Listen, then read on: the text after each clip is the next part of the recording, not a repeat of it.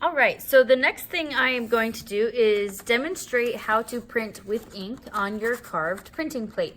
So the first thing we want to do to avoid any mess is get a messy mat to work on, or some type of surface that is not going to get the countertops or your tables or your clothes all messy.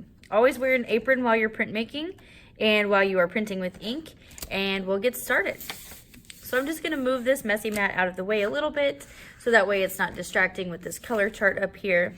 So the first thing we're going to do is make sure we have our plate, and then this is what is called a brayer. It looks just like a rolling pin if you've ever done any baking, and this rolling pin is what we use to get the ink onto our printing plate so we can print it on our final paper.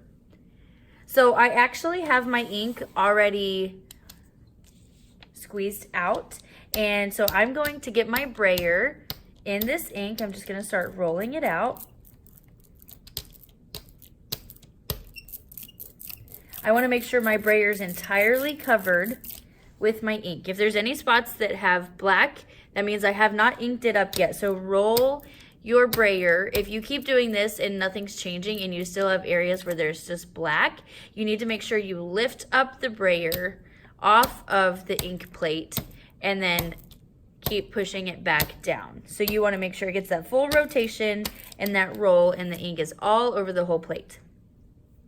Now I am ready to move my ink off to the side and begin inking my plate.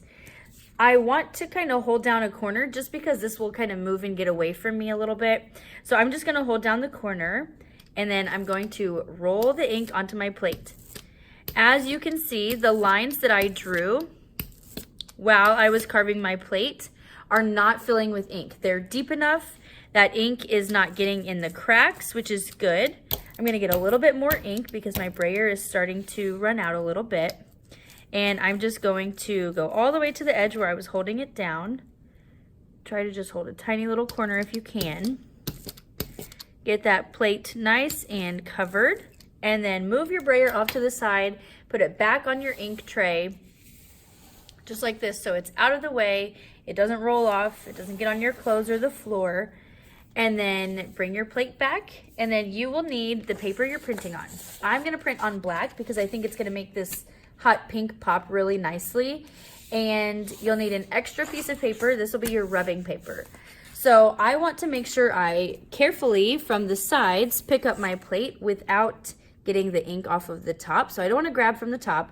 I'm going to kind of just try to stick a finger under the plate and lift it up. Try to keep as much ink on the plate as possible.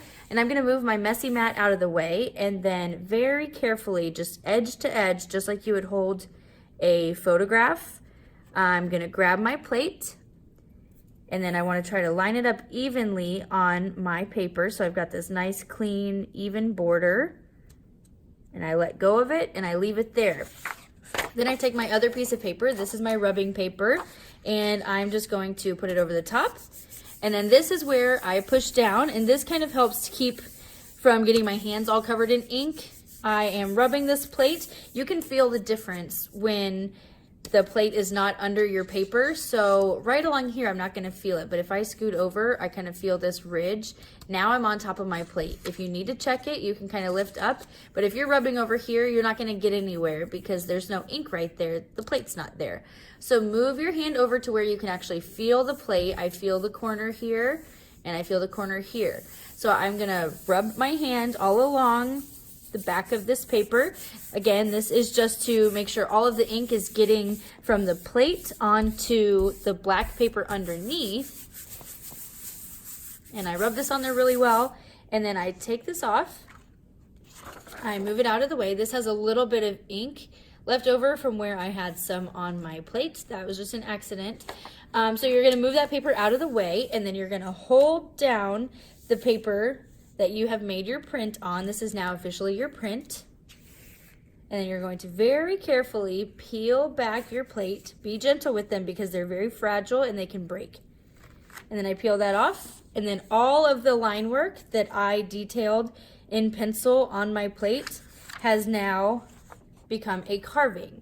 So as you can see, the more line variety you have, the more interesting it's going to be. In my plate, there's a lot of the same type of line, and there's not a whole lot of variety in terms of thick versus thin lines, but that's okay. But you can still see that the more things we have going on in our print, the more visual interest the final outcome will have. If I didn't have a lot of detailing in my print, so much of this would just be a hot pink border and hot pink background. So it's really important to make sure we're filling the space and adding tons of details so that way we have something we're proud of and something worth showing off.